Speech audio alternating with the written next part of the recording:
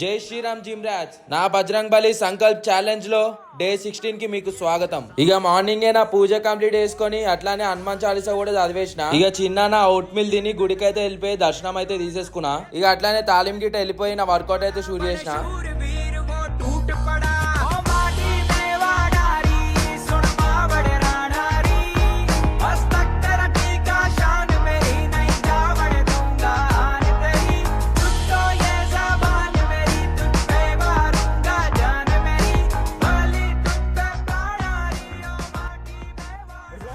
ఇక తాలీం అయిపోయినాక ఇంటికి పోయి 1 by 1 నా మీల్స్ అన్ని కంప్లీట్ చేసుకొని గోమాతకి అయితే మొక్కొని జిమ్ కి అయితే స్టార్ట్ అయిపోయినా.